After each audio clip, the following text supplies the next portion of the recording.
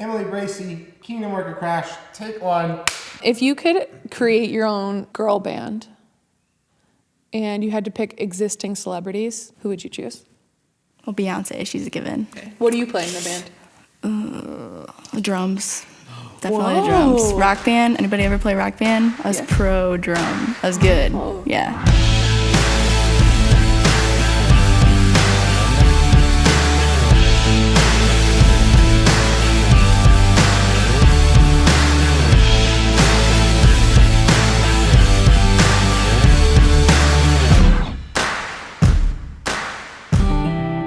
My name's Emily Bracey. I'm 17. I live in Angola, Indiana.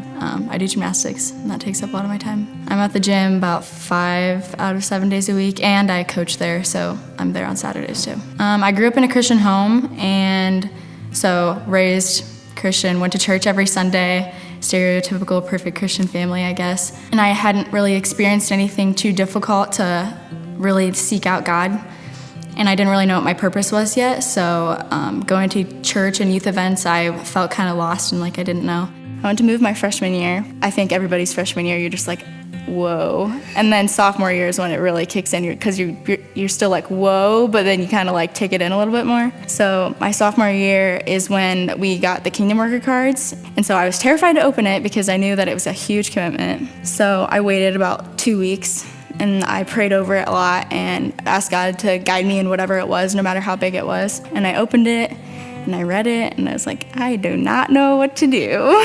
My card was titled Injustices, and it said to ask God to burden you with an injustice going on in the world and then act upon it in your community and get your friends in your community involved. And I couldn't think of anything off the top of my head. I was just like, okay, God, where do I start? What do I do? I heard about Rafa House in 8th grade when I went to the Student International Conference of Missions, and they were like the main host of the whole event. We watched Finding Home, and I just remember like being completely blown away with what was going on in other countries and how like sheltered I was here and how like grateful I am to have all the freedoms that I do have here. I forgot about it for a while, and then that moment when I was like, okay, what do I do? And Rafa House came back to me was really cool. It was like, this is what you have to do. So we decided to start a GoFundMe page because I didn't really know where else to start. So in about 2 weeks, we raised close to $2,000. That's when I got an email from the CEO at Rafa House, and he told me that there was a fundraising page that they had just started on their website and that they wanted me to be the first person to try it out. So I started fundraising on that page, and that's when I decided to go from like fundraising to more of like advocacy. That's when I contacted the local movie theater that had just opened in my hometown, and I asked them if we could play Finding Home there, and they were totally down for it, and they donated the whole theater to us for free. The first showing happened, and before the film, me and like my team of students went to the front, and I prayed over everybody there and just asked that they'd really like pay attention and take it to heart and consider possibly donating if they felt compelled to at the end. So then we watched the movie, and afterwards the lights came on and I looked around and saw everybody in tears, and I was moved to tears, and I had seen the movie multiple times, so that was really cool.